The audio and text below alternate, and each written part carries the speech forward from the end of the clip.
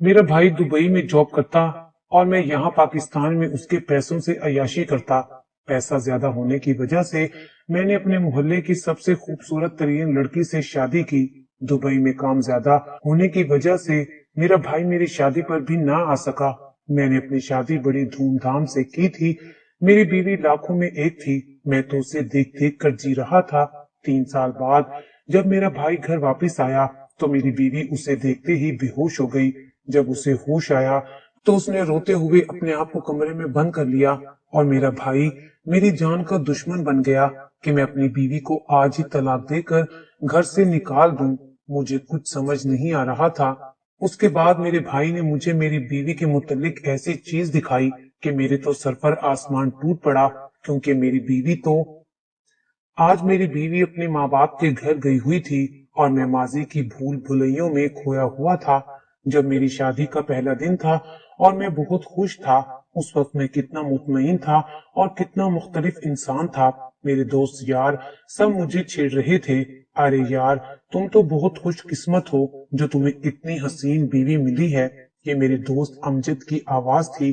اس نے گویا مجھے 7ویں آسمان میں بٹھایا ہوا تھا۔ کون تھا ایسا شخص جس نے میری بیوی کی تعریف نہیں کی تھی؟ مجھے اپنی قسمت پر ناز ہونے لگا تھا، مگر میں اہم موقع پر اپنے چھوٹے بھائی ندیم کو بہت مس کر رہا تھا، جو دبئی میں کسی بہت بڑی کمپنی میں جاب کرتا تھا۔ میری شادی کے موقع پر وہ یہاں پر نہیں تھا اور میں اپنے بھائی سے بہت پیار کرتا تھا۔ وہ خود تو نہ آیا مگر اس کی کال آ گئی۔ وہ کافی دیر مجھ سے فون پر باتیں کرتا رہا۔ آج میری اپنی بیوی کے ساتھ پہلی ملاقات تھی۔ مجھے وہ بہت پسند آئی تھی۔ میری بیوی صبا بہت خوبصورت تھی۔ میری زندگی بہت مزے میں گزرنے لگی تھی۔ میری زندگی میں میری بیوی سے پہلے کوئی لڑکی نہیں آئی تھی، اس لیے میں اس کے ساتھ بے پناہ محبت کرنے لگا تھا۔ میں جب 17 سال کا تھا میرے امی ابو ایک ایکسیڈنٹ میں فوت ہو گئے تھے۔ تب میں بہت زیادہ رویا تھا۔ اس وقت ندیم 10 سال کا تھا۔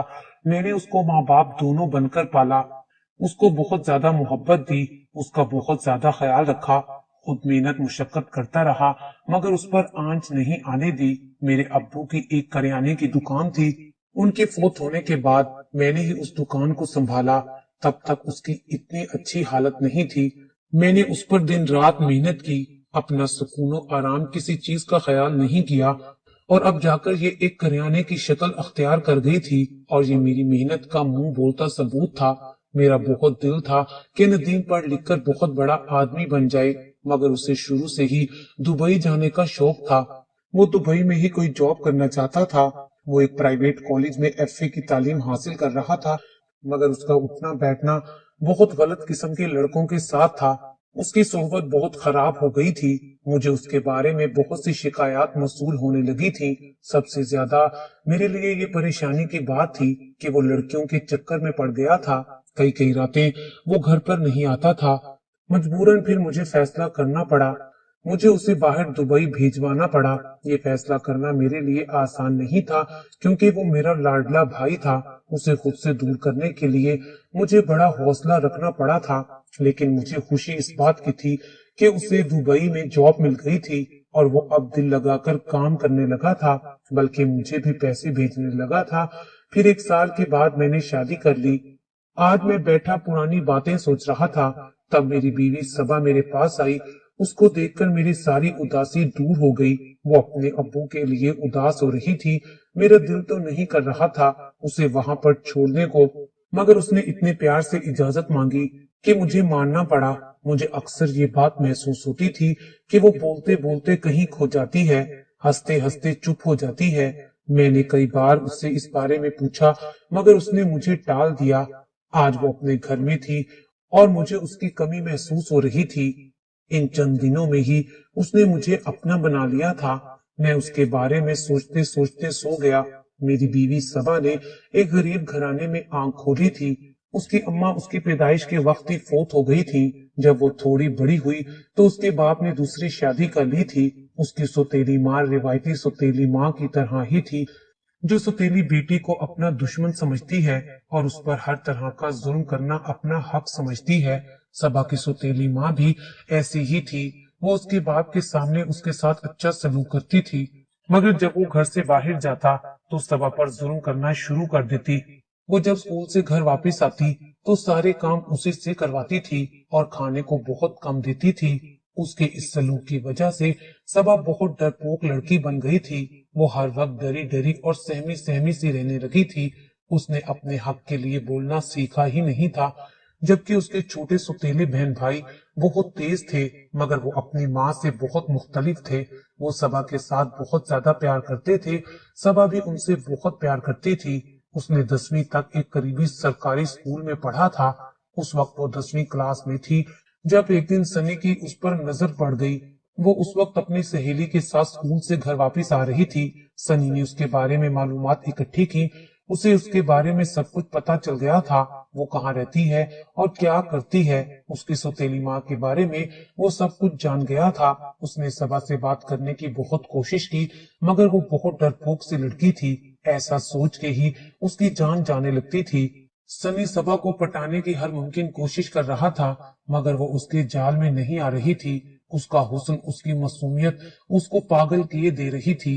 वो हर हाल में उसे हासिल करना चाहता था, मगर उसे कोई राह नहीं सूझ रही थी। फिर उसके शैतानी दिमाग में एक ख्याल आया और उसने सबा को हासिल करने के लिए एक मंसूबा बनाया। सनी ये जानता था कि सबा की सौतेली माँ उसके साथ कितनी नफरत करती है।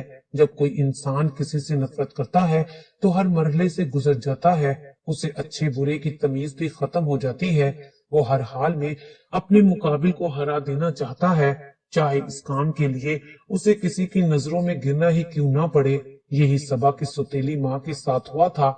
सनी ने उसे पैसों का लालच देकर अपनी बात मनवा ली थी, मगर उसने उसकी सौतेली माँ से भी एक बात छुपाई थी। उसने कहा था कि सबा से शादी के बाद वो 6 माह तक इसी घर में रहेगा और उसके बदले सबा की सौतेली माँ को बहुत से पैसे देगा। सबा की माँ भी सनी की हर बात मानती गई और सबा का उसके साथ निकाह करने पर राजी हो गई थी, और इस बात पर भी राजी हो गई थी कि वो कुछ अरसा उन्हीं के घर में रहेगा। सनी ने उसे कहा था कि उसके घर वाले अभी मान नहीं रहे, या वो मान जाएंगे तो वो सबा को ले जाएगा। सबा को बहुत डर लग रहा था। वो अभी शादी नहीं करना चाहती थी। जब उसको सनी के बारे में पता चला तो वो मजीद खौफजदा हो गई।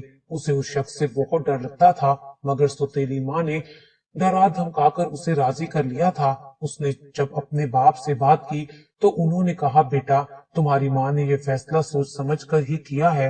वो उन लोगों को जानती है। सनी के घर वाले बहुत अच्छे हैं।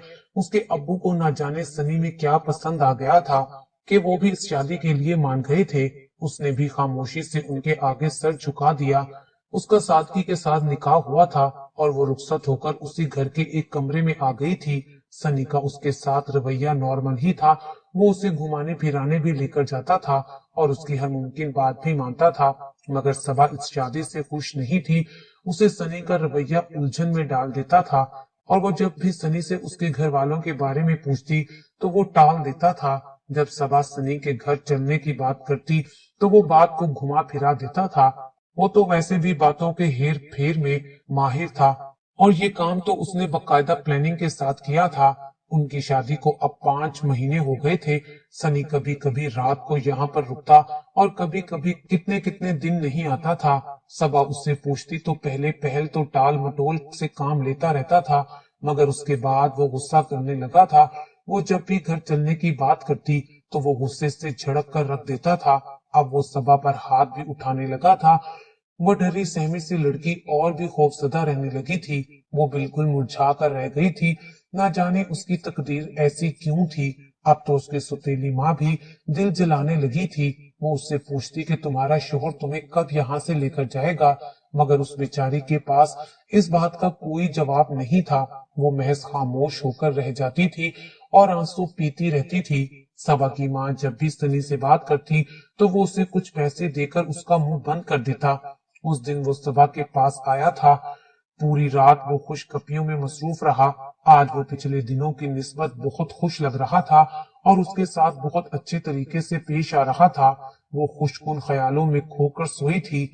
वो पगली ये समझ रही थी कि उसकी जिंदगी में खुशियां आने वाली हैं और उसकी जिंदगी से अंधेरे छटने वाले हैं, मगर ये वो कहाँ जानती थी कि अब उसकी जिंदगी में तारीकी आने वाली है। बहारें तो जैसे रूठ गई हैं, खुशियां दूर चली गई हैं।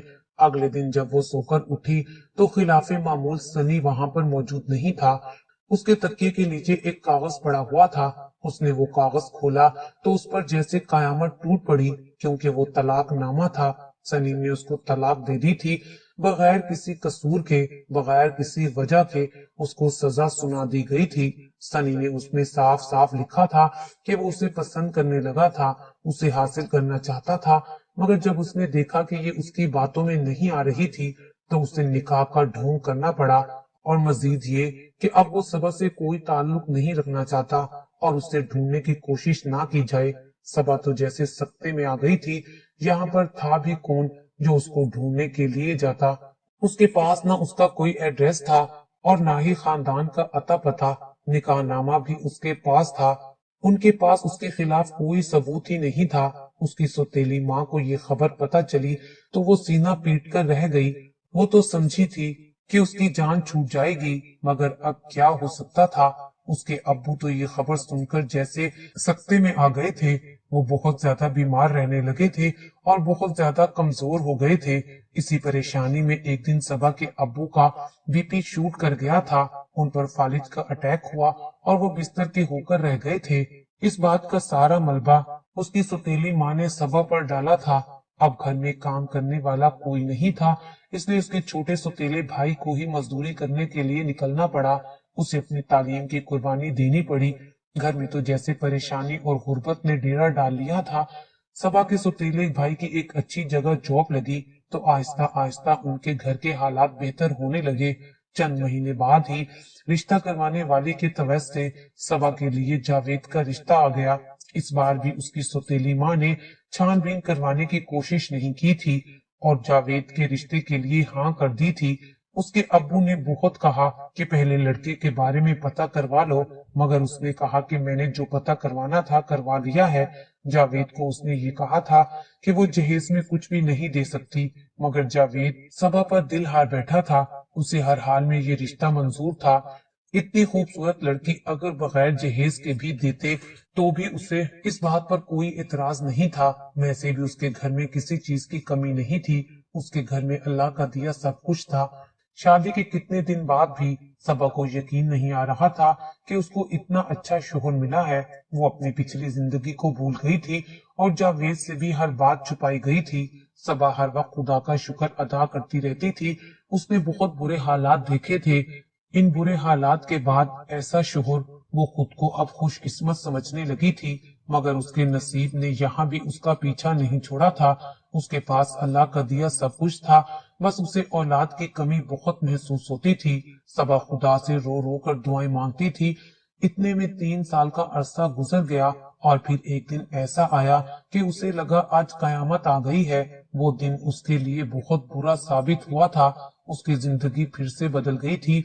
शायद बदनसीबी अभी भी उसका पीछा छोड़ने पर राजी नहीं थी। मैं सबा का शोहर जावेद, मुझे औलाद की इतनी कमी महसूस नहीं होती थी, बल्कि सच बताऊं तो जब मुझे सबा मिली थी मेरी तो सारी हसरतें और कमियां दूर हो गई थी। यूं ही वक्त गुजरते गुजरते 3 साल का अरसा गुजर गया। ये तमाम अरसा मुझे खूबसूरत ख्वाब की तरह याद है। फिर वो हुआ जो मैंने सोचा भी नहीं था। जब मेरी शादी हुई तो मेरा छोटा भाई नदीम दुबई था। मेरी बीवी सबा सूरत और सीरत दोनों में कमाल थी। शादी को 3 साल हो गए थे पर औलाद ना हुई थी। एक रोज गेट पर दस्तक हुई। मेरी बीवी सबा ने जूं ही गेट खोला तो घबराकर चीखने लगी और बेहोश हो गई। मैं एकदम भागकर गया। बाहर कोई और नहीं, मेरा छोटा भाई नदीम खड़ा था, जो आज 3 साल बाद दुबई से वापस घर लौट आया था। जब बीवी को होश आया तो उससे पूछा कि वो भाई को देखकर इतना क्यों घबरा गई थी, तो उसने बात टाल दी। अब मेरी बीवी सबा हर वक्त कमरा बंद करके रोती रहती और मेरा भाई नदीम भी परेशान रहने लगा था। एक रोज नदीम मुझे एक पीर के पास ले गया जिसके अमल से औलाद होती थी, मगर उस पीर ने मेरी बीवी और मेरे भाई के ऐसे राज से पर्दा हटाया कि मेरे सर पर आसमान टूट पड़ा। घर आकर भी मैं गुमसुम रहा। मुझे तो जैसे यकीन ही नहीं आ रहा था कि मेरे साथ ये सब क्या हो गया है। सबा जिसे मैं बहुत मासूम समझता था वो ऐसी होगी ये मैंने सोचा भी नहीं था। मुझे अपने भाई से भी नफरत हो रही थी और सबा को तो मैंने घर से निकाल दिया था। वो रोती रही, फरियाद करती रही, मगर मैंने उसकी एक ना सुनी। रात को मैं अपने कमरे में तन्हा बैठा हुआ था जब नदीम आया। वो मेरे पैरों में बैठकर कहने लगा, भाई आप मुझसे नाराज हैं। वो मेरा छोटा भाई था, उसे मैंने बच्चों की तरह पाला था। मैं उससे भला इतनी देर नाराज कैसे हो सकता था। मैंने उसे गले से लगा लिया। उसने कहा, भाई सबा खुद मेरे पीछे पड़ी हुई थी और हमारे बीच में जो कुछ भी हुआ इसमें सबा की 100% रजामंदी शामिल थी। मैंने उससे बहुत बार कहा कि शादी से पहले ये सब कुछ गुनाह है, मगर उसने मेरी एक नहीं मानी और मुझे गुनाह पर उकसाती रही। मैं शैतान के बहकावे में आकर बह गया था और जब मैं घर आया तो उसको आपकी बीवी के रूप में देखा तो मुझे बहुत दुख हुआ। मुझे आपके नसीब पर बहुत रोना आया था कि आप इतने अच्छे इंसान हैं और आपको सबा जैसी बीवी मिली। मुझे माफ कर दे भाई, अगर मेरी वजह से आपका दिल दुखा है। सबा इसीलिए मुझे देखकर डर गई थी ताकि मैं उसकी असलियत आपको ना बता दूं। इसलिए मैं आपको उस पीर के पास लेकर गया था। मुझे पता था कि अगर मैं खुद आपको बताऊंगा तो आप यकीन नहीं करेंगे। मैं उसकी बातों को खामोशी से सुनता रहा।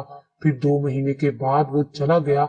उसके जाने के बाद मैं सबा को घर ले आया क्योंकि अब मैं उसको सजा देना चाहता था।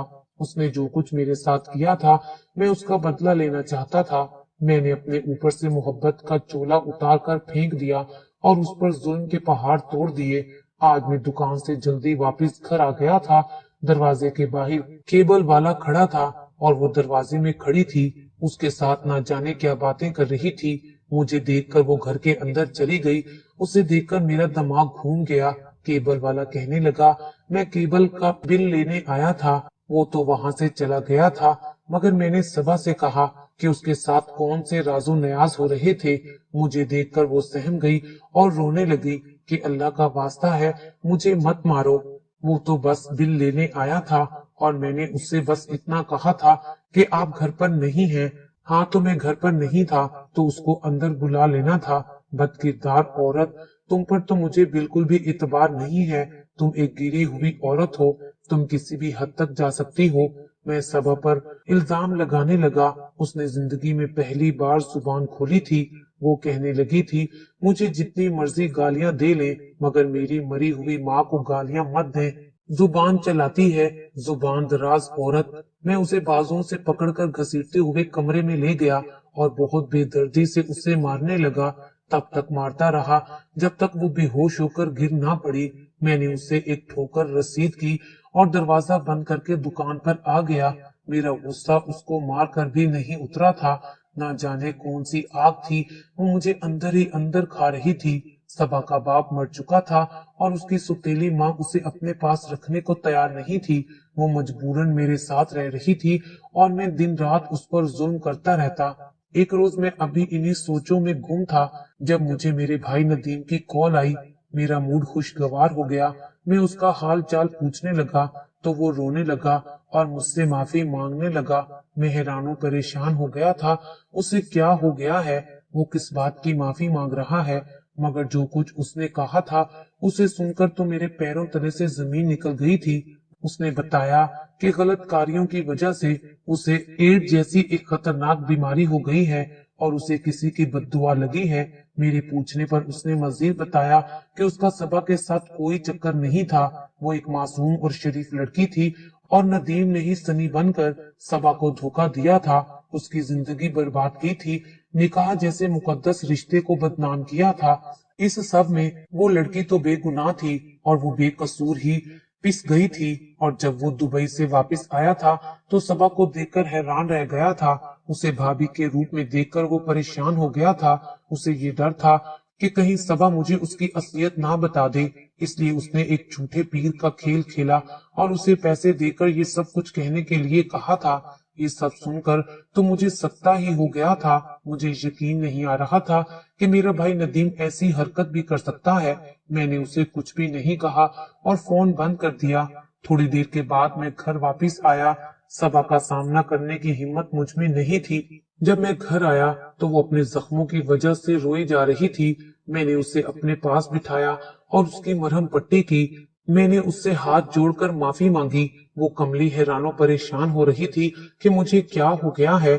میں نے اسے ساری حقیقت بتا کر اس سے معافی مانگ لی تھی، اور اب میں نے خود سے وعدہ کر لیا تھا کہ میں اسے کوئی تکلیف نہیں دوں گا۔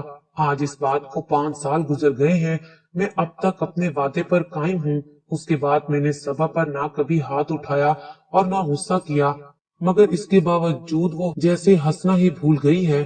آج اللہ تعالیٰ کے کرم سے میرے 2 بیٹے ہیں، مگر صبا اب بھی ویسی ہی رہتی ہے، چپ اور خاموش۔ کبھی کبھی مجھے اس کی خاموشی سے ڈر لگتا ہے کہ کہیں میں خدا کی پکڑ میں نہ آ جاؤں۔ میرا بھائی 2 سال پہلے مر گیا تھا۔ اس نے اپنے ساتھ خود ظلم کیا تھا۔